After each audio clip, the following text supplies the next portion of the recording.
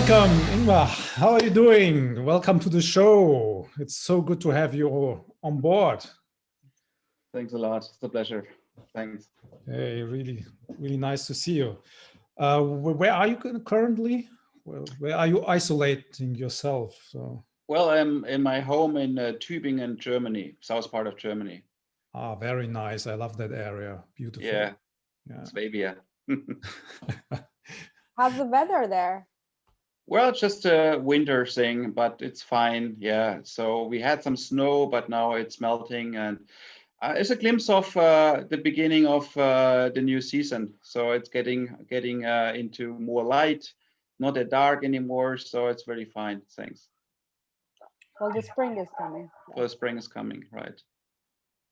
Yeah. Perfect. So you are the chairman of CureVac, which is pioneering the development of a completely new class of drug-based, the messenger RNA. If you can elaborate on what CureVac is and how it's going.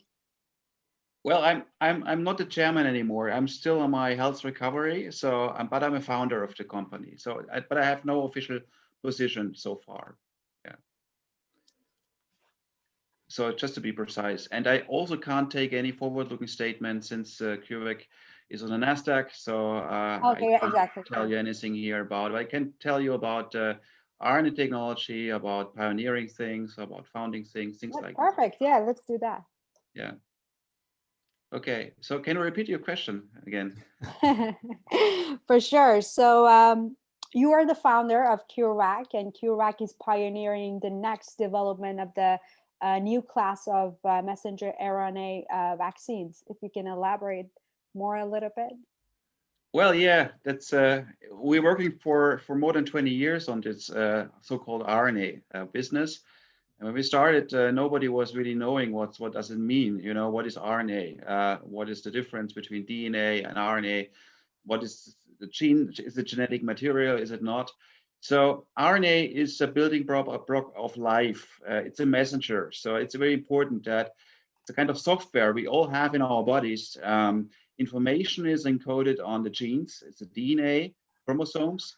But how to get this information into proteins? This is messaging, and it's done by RNA. RNA is a very unstable molecule, which is just meant to kind of delivering information to the right place of the cells to make proteins.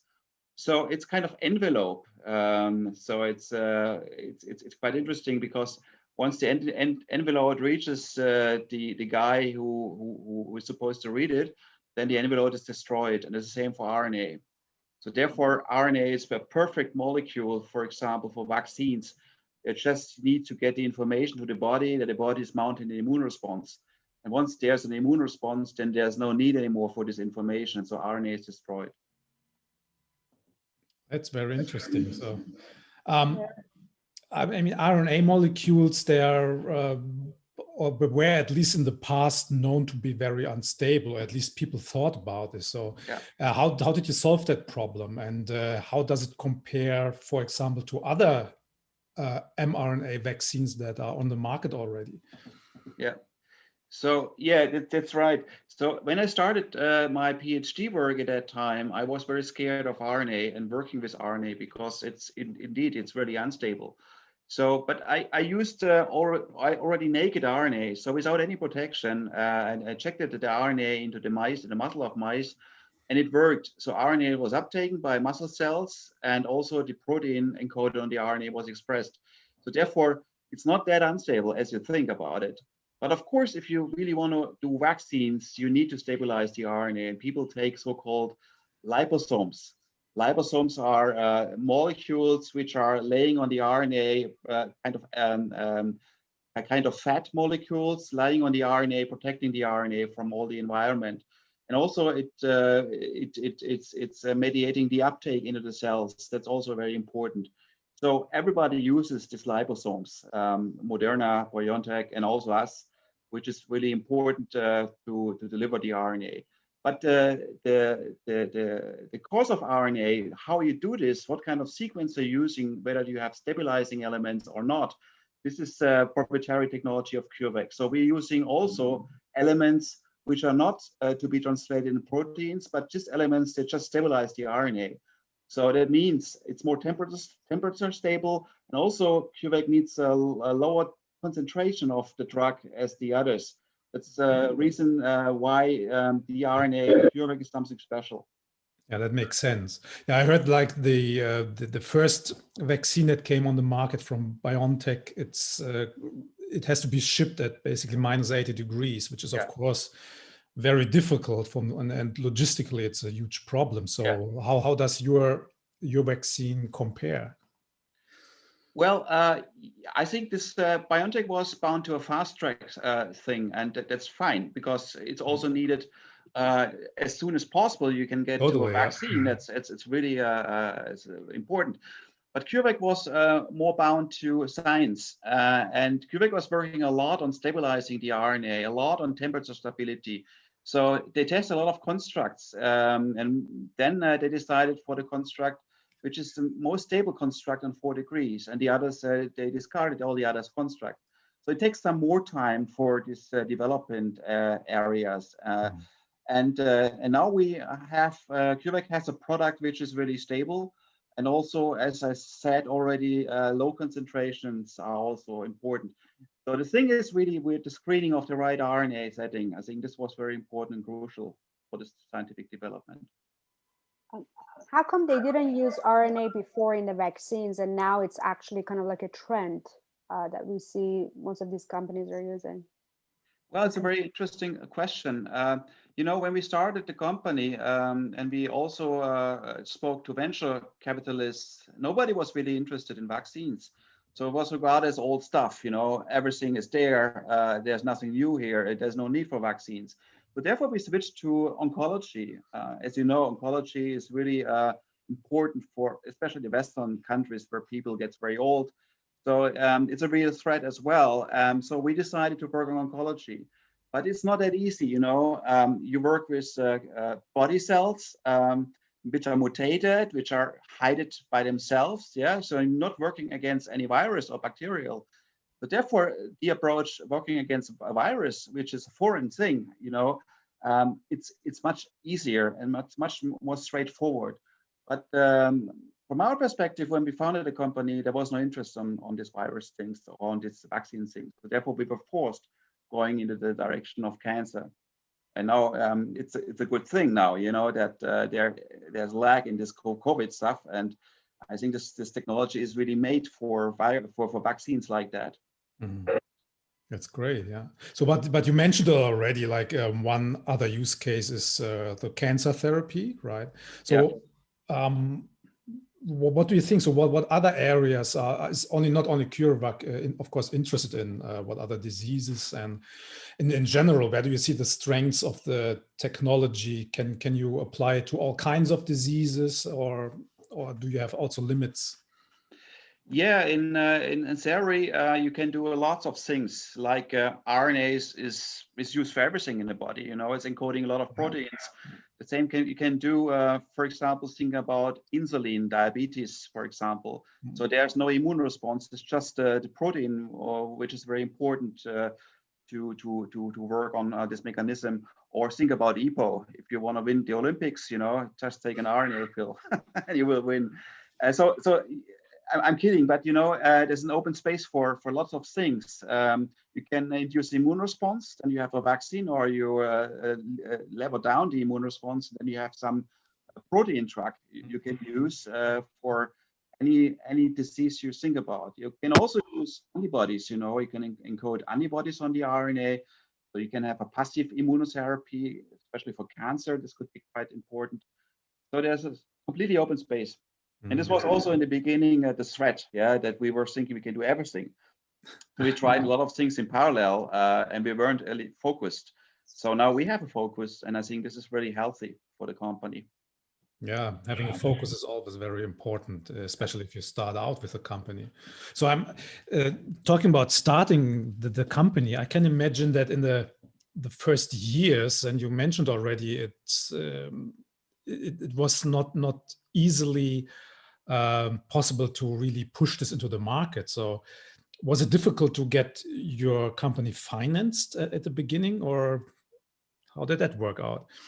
Yeah, that's a brilliant question. Of course, if you do something disruptive, it's always a real issue. And you know, there are no comparables out there. So when we approach the venture capitalists, they say, "Well, I've never heard about this stuff. You know, why you think this is so good?" So you had really to count on your own data, and there was no comparable outside there. And it's always easy if you do things others are already approaching. And it was also easy for followers of us, you know, once Dietmar Hopp, the SAP founder, was investing and Bill Gates Foundation was investing into us, then of course it's easy to follow. But the hard thing is really being the pioneer and being the first, doing something completely weird. And also scientifically, people weren't understanding why this molecule should work. You know, we all know this molecule is really unstable. So what do you do? What the heck you do that it's working? So I was elaborating on I was telling a lot about it, you know, but they weren't really believing in it because this is a paradigm. It was already a paradigm for every scientist. Don't work with RNA. This molecule drives you mad, you know, you will lose. So first thing but is, that's my experience. Never trust your colleagues. Yeah, just if you have a good idea, you just have to do it and then see where it goes, right? Yeah. I love that story. Yeah. So how can we use mRNA now for, you mentioned that we can use it for any types of disease now. It's kind of like we have open source in technology. It's also kind of like an open source in healthcare. How could it be, like, for example, used for example in precision medicine, which is important? It's a very important question whether you produce something for everybody or you do an individualized approach, you know, person by person. So, and I like this, especially in terms of cancer. Every cancer is somehow personal. So you can't really match. And I think that's really one of the biggest issues we have in cancer therapy, that one fits for all. This approach is not working with cancer. So our vision is really together with Elon Musk from Tesla, that we develop printers. Printers means RNA machines, machines which can print RNA in a couple of hours. So, and using these printers, established these printers at the pharmacies, for example. So then every pharmacist can print a special drug for every patient. I think that's the real thing. Like a 3D printing? Pardon me? Like a 3D printing? Yeah, it's exactly like a 3D print. The pharmacist just needs the information. For example, if you have a tumor in your brain, so the pharmacist needs a sequence. What kind of tumor cells you have? So diagnostic is very important. But once he has this diagnostic, he can then put in the code of an antigen. That means an information for an immune response against exactly these cancer cells. So, and then, you know, cancer cells, they tend to mutate, they tend to change their profile. And this guy is following up these cancer cells. So if something happens there, if you can't really control the cancer, you take the new mutated cancer cells and analyze these guys, what they changed, you know, and then it can easily adapt. If you just change the sequence of the printer, and the printer gets you a new drug, which is dedicated to eradicate this exactly cancer cells which were mutated. Wow, yeah. Great, yeah. You can follow up. It's a this is the next level. Yeah. It's kind of like, go ahead. So then we go to the longevity concept, isn't it? Wow. So it's really a personalized thing, and it's a paradigm shift. You know, you don't need pharma industry anymore. It's done in the pharmacies. So there's even more you want to disrupt. So it's a very disruptive thing. But I think we talked a long time ago. We talked about this before. What, in theory, would you need to really tailor a therapy to an individual? I think one problem we have to solve for that is also the data sharing aspect. So the private healthcare data is, of course, usually very siloed and not easily accessible. So what we do at Shivom, so my company, is that basically making healthcare data available of individuals. So would that be helpful to you, that you can say, okay, this is the genetic code of this person, and this is obviously different to the next one, and then we can tailor our drug directly to this genome, right? So it's very important to know, in contrary to COVID, where you just need one information, and it's a, since it's COV2, there are no mutation outside, then it's working. You know, if the thing is mutating, then you have to change things. In terms of individualized cancer therapy, you exactly need to know what type of cancer, and if it's a kind of prostate cancer or brain cancer, every brain cancer is different. So you can't do this as a kind of mass production. So you always need to get the data from each patient, and then from this patient you can use the data, and you can then manufacture exactly the tailored vaccine for this patient. So therefore, it's a completely different thing. What is going on now on the COVID thing? It's a mass production for everybody, but here you can just do a kind of individualized production. So in terms of data, you need, of course, the data of the tumor cell. So you need always tumor data of the patient. Yeah, that's the first thing. You have to do this diagnostic step, and once you have this data, then these data are delivered to the machine, and this machine is producing the vaccine. And then you have to do again, after maybe half a year, you have to do again a diagnostic check and see what happens to the tumor. And for sure, this tumor is going to mutate. It's always like tumors are doing that. So tumor wants to escape from the threat. So therefore, you need to get the new sequence of the tumor, and you do a new vaccine, a modified vaccine, to access these mutated tumor cells. And this can be a lifelong process. You know, it can be adjusted as long as possible. And you can't eradicate the whole tumor. It's not working. Somewhere tumor cells will rest, and they will just stay and rest, and they will mutate, and they will come again. That's the thing with tumors, that you can't really get people really healthy. It's always a side. It doesn't get eradicated. You can't eradicate it really. You can only have kind of sleeping cells which are there, but not anymore harmful. But once there's a trigger somewhere, then the cells will break out, and they will get again into a tumor tissue.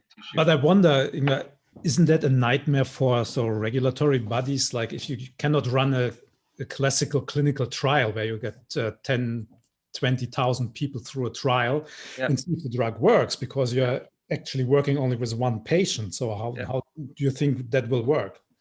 Well, in Germany, there's a law that a doctor who is able to mix his own drug, he can do that. So there's no approval something, you know, and so therefore it's not a big bar for doctors, since it's a premixed drug, but the doctor has to take his responsibility for this, for sure, So he can't say, well, no, this was a mistake, and so no, I think he has to take care of this responsibility. But if he's doing that, he can do what he wants here, especially for cancer patients, which there's nothing else available. So that's quite easy in terms of the law in Germany. Right, but you want to go with it, obviously do this all over the world, not only in Germany, right? Yeah, but it's more really that you take doctors more in responsibilities, and also in the treatments. And then I'm quite sure that the regulations will be, or they are all kind of same around the globe. So therefore, you have to teach doctors to do things, and of course they have to start with a low dose, for example. Otherwise they take a lot of risk in autoimmune responses. How far do you think that we are from this phenomenon, that it's getting out there? The doctors are kind of like in control seat, and the government is just playing the second party, not the first party in charge. How far are we? Well, it depends on data. So once you have data that you can really how much data is enough? I think it's a kind of a trial thing, you know. You have to do a trial with patients in this kind of individualized therapies. So you need equipment, you know, you need these printers, and where can you install that? So the first important thing is to have the printer ready. And once you have it, I think it's quite easy to go into hospitals and ask doctors to fulfill the individualized treatments using the printers. So it's more a thing that we have to get these machines from a prototype into a small production scale, and then you can run into the clinics, and then you will get all the data. Because for sure they will get the data, and they're allowed to do so. So on the regulatory perspective, it's quite easy. It's more really that it's a conceptual thing that we have to distribute the printers in many clinics and hospitals. I heard that it was more like a coincidence that you started working with the company from Elon Musk on this project, right? Yeah, exactly. So there was a German company called Grohmann. This was an automatization company, and we were in contact, and we also had some small projects here in terms of the printer. And then Tesla was buying these guys, and then Tesla wanted to throw away everything what they did. They did also service for BMW, for example. So, and therefore we went to Palo Alto, and we went to the management of Tesla. So the first meeting, I didn't meet Elon Musk. It was a colleague of him. But the colleague was asking us, okay, he will tell Alan, and then Alan will come to us, and then he will talk about it. So we were really happy that he was open to talk about it. Yeah, and we are the only project of Grohmann which is outside the company. Everything was, inside Tesla. So what is the bioreactor that I believe he's making a bioreactor for you guys specifically to develop vaccine? Is that true? You mean Tesla? Yes.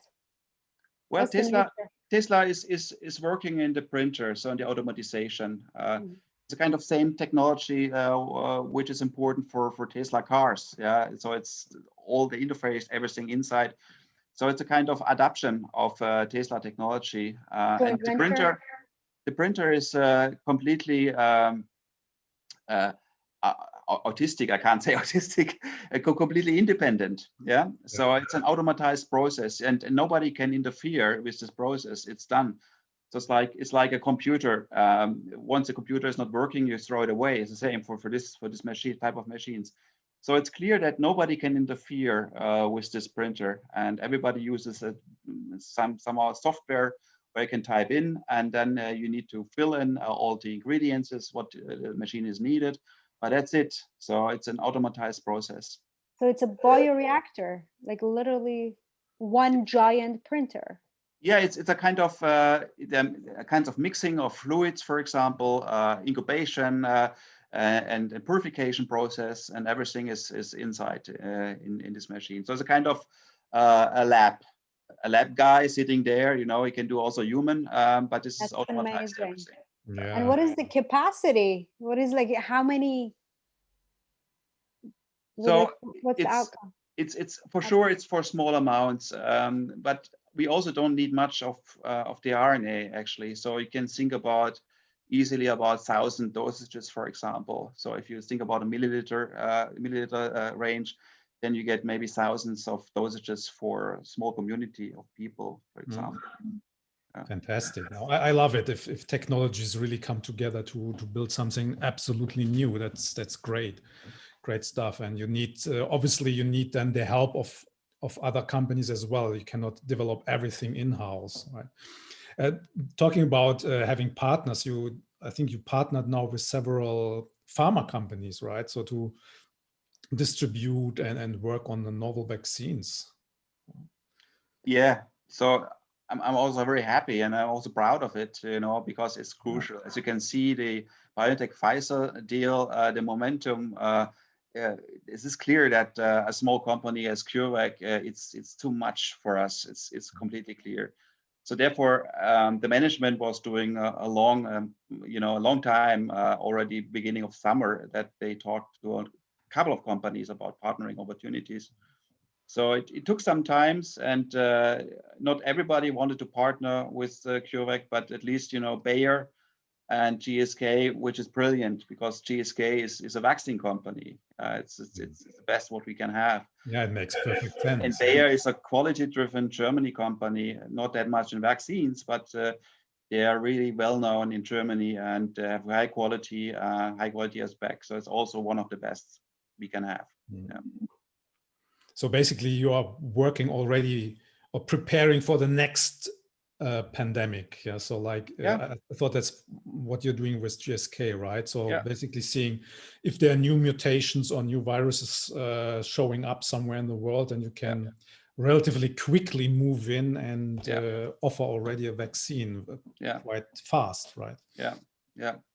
It is really crucial. So, and it's a real threat of the COVID scenario, because once there are some vaccines, what happens if the virus mutates, you know, and the vaccines are not really protecting anymore. So you need really a backbone where you can have, as soon there's a mutation in the virus, you need to have something, how you follow this guy, and you can use this technology what is in our hand. It's a phenomenon, yeah.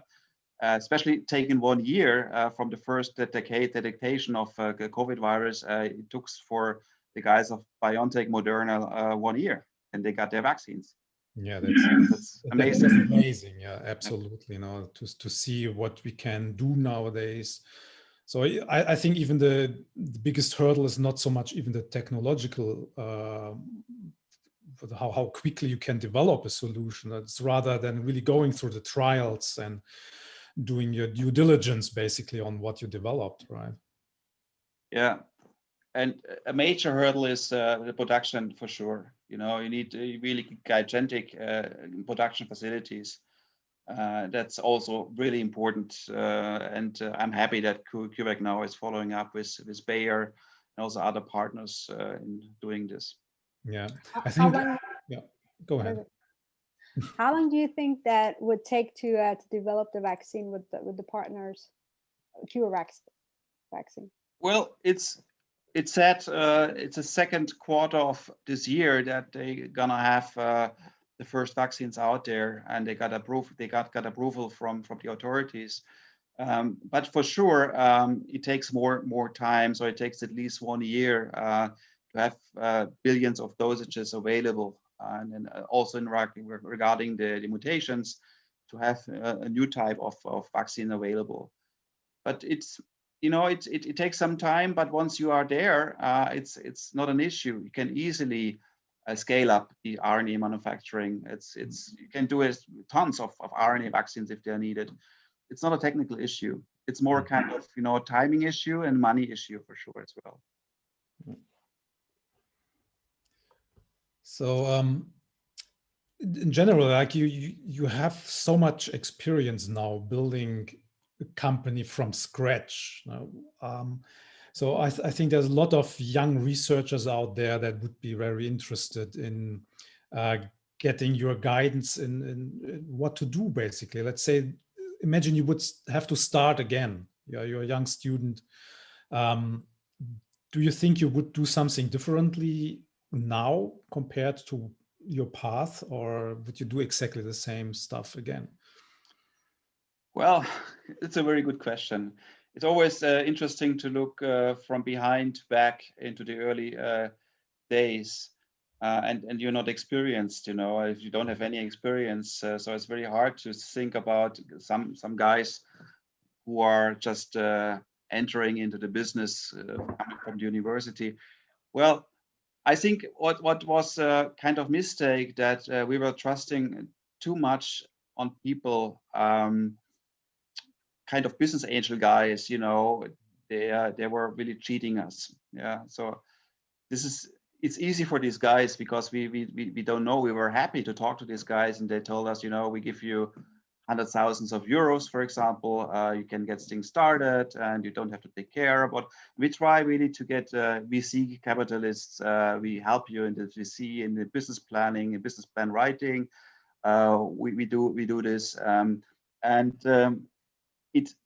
the thing was that we weren't really carefully listen to the guy. So the guy was giving us money, and there was no contract, you know. And I was thinking, well, it's on this guy, you know. The guy should look how he can secure anything on the contract, because I wasn't aware that it was my mistake. I can't just get money from somebody without any contract. It's my fault, you know. And then he would take the ownership? Yeah, I don't know. He didn't want to take the ownership. We were saying, well, it's about 20% or something like that. So it was also kind of communication. And then I was giving my bank account number, and then the next day the money, the 100,000 was there in my bank account, you know. And Wow. I wasn't really thinking about, I was thinking, oh, how nice of this guy, you know, the guy is trusting us, you know, delivering his money on our bank account. But in a legal perspective, you know, it was wrong by me, but because I can't really receive money from somebody without any obligations, it's not possible. Yeah, but to be fair, like it's, I mean, if you are coming from the academic environment, usually most scientists have absolutely no idea how to really start a company. Yeah.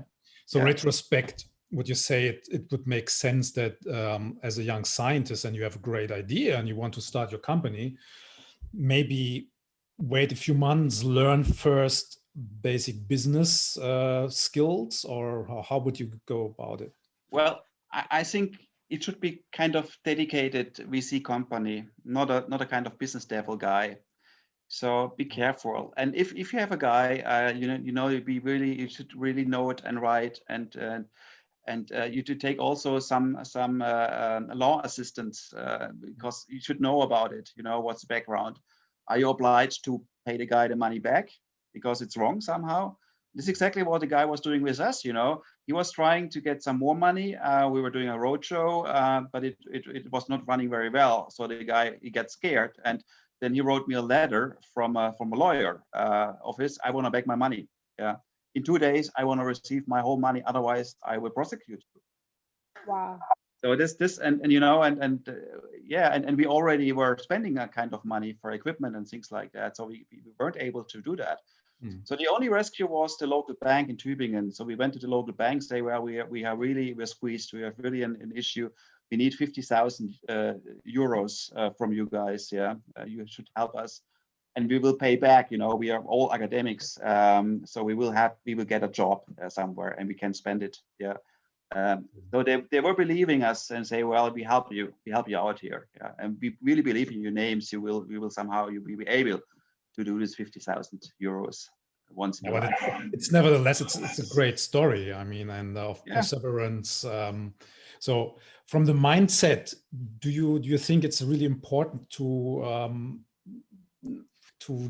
learn these things, to go through these valleys in your entrepreneur career, or what did you learn from it? I mean, or what can you teach the young entrepreneurs, and how can they shape their mindset to be successful? Yeah, it's I think it's an individual thing, you know. Everybody has to go his own way, and everybody's doing mistakes, as you say. Well, mistakes are also somehow helpful, because you then avoid the second time the same mistake. Yeah. So I think it's an evolution process. Everybody has his own evolution. The thing is really don't trust too much people you don't know. You know, you should only trust people you know, or some people who have some reputation somewhere outside the thing. So if there's nobody with reputation, don't trust this guy. You know, we really should understand what's the mission of this guy, why this guy wants putting his money into your business, what's the real thing behind it. So don't be naive. I think that's the thing. You know, try always to be on the safe side. Try always really to understand the impact, what's going on there. And try also to be professional. See really, you know, whether you can trust your business plan. You know, our business plan was crap. You know, we were writing stuff we didn't know. You know, we were writing about clinical trials, never conducted any clinical trials. You know, and so the prognosis was completely wrong. I think the dynamic has changed right now, because now we can see the teams are more diverse with the business background, scientific background, and technology background. And I think that has changed. But how do you feel like now that you have invented this amazing technology and science that is going to actually help the world, and billions of people around the world. What is the feeling like? It's well, my both legs are on the ground, so I'm not really jumping. First of all, I will really see that CureVac is getting into the approval process. That's very important for me. And then, of course, it's really a great thing thinking about it. But the thing is really, I was always a believer. I was always knowing about this real impact. I didn't know about COVID, clear. But from the very beginning, I was completely energetic about this technology. And this was not always good, in some of these investor calls, I was exaggerating a lot of things, and they would say, well, this guy completely mad.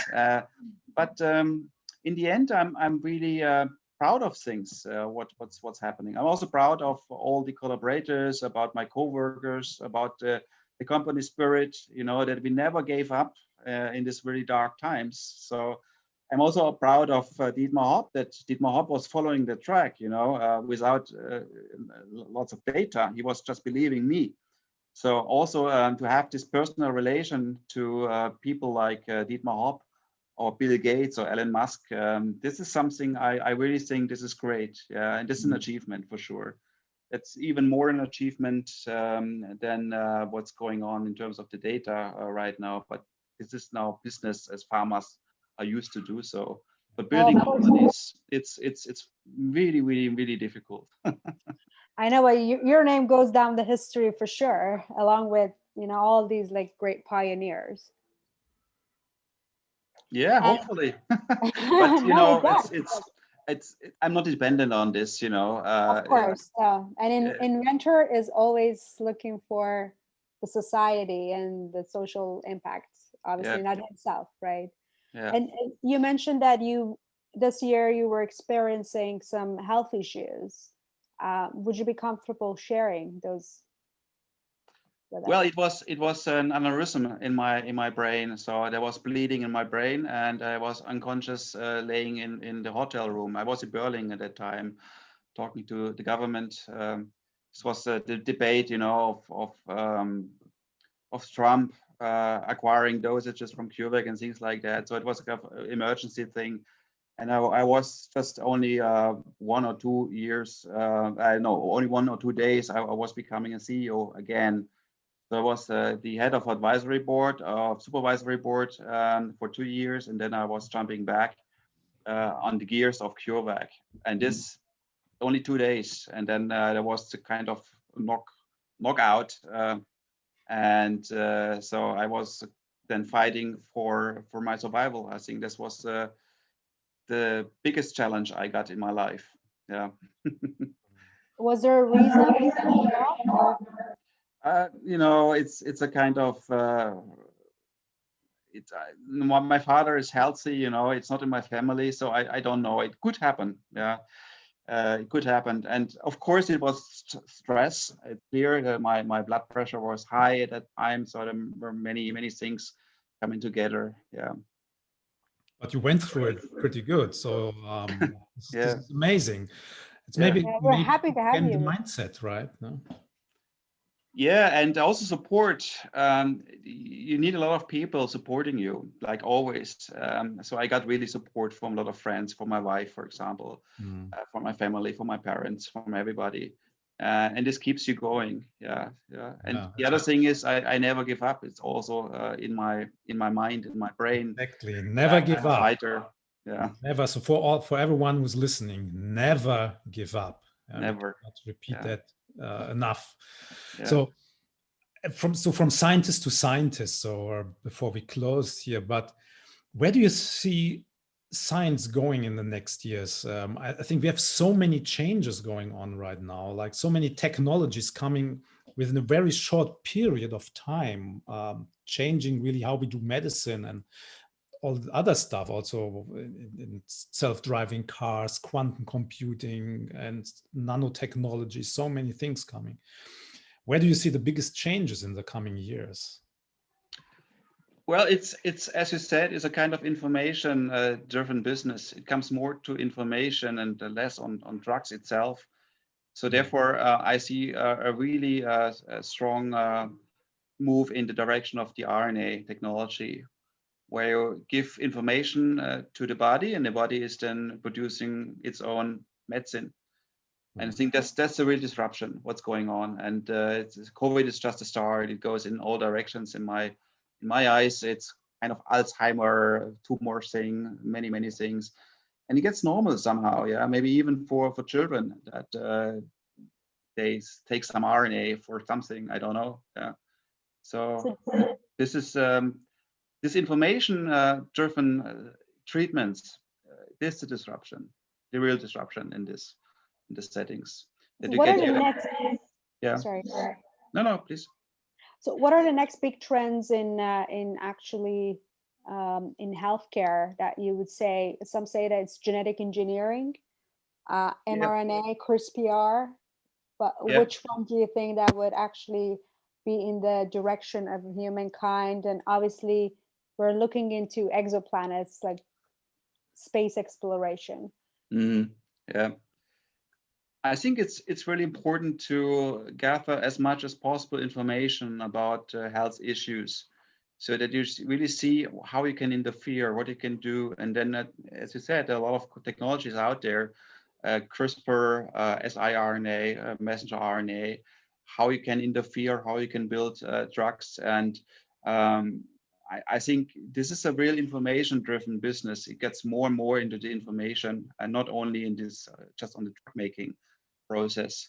So drug making itself, the pharma business industry as it was the last 50 years, I think this will fade out in more in this typical printing, personal treatment thing.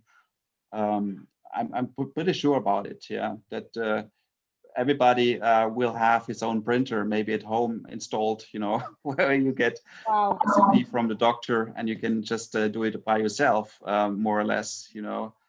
Could be like this. Yeah, that's amazing. Great. Maybe have a great future, a healthy future in front of us now. Hopefully, yeah. Hopefully. Any other comments or messages you would like to? No, what I said, it's far beyond COVID. It's far beyond. It's just the start of everything. And this is real interesting. I'm thrilled at that this is a paradigm shift. So I was always telling already beginning of CureVac, we shift a paradigm, and people were laughing. They were, what kind of a paradigm? What do you think? You know, why you think like that? You know, what did you achieve in your life? Why you think you can change a paradigm? You know, and now then this COVID is really wasn't happening. a bad thing for you guys. So then COVID wasn't a bad thing for you guys. Well, it was. Of course, it's a bad thing for everybody. You know, this is nobody wished the kind of things like that. But I'm happy that we can, all the RNA thing, or all the RNA guys, they can provide a solution for this. And this is an ignition for completely for the paradigm shift. You know, so for this kind of view, I think it's positive. Yeah, it will create a paradigm shift. I'm no doubt about it. I've no doubt about it anymore. Yeah. So this is the good thing, but the bad thing, of course, is the COVID scenario, and it's a real crisis. And I don't know whether we have to live with this, you know, for all life, for the whole life, or whether we can irradiate it like the past, like the other big issues in the past of the history. Yeah. Thank you so much. This is super exciting. So I will follow CureVac for sure then over the next years and the mRNA technology. And I have to read much more and then see how we can help all these businesses with the data information gathering in this field. So thank you so much. This is really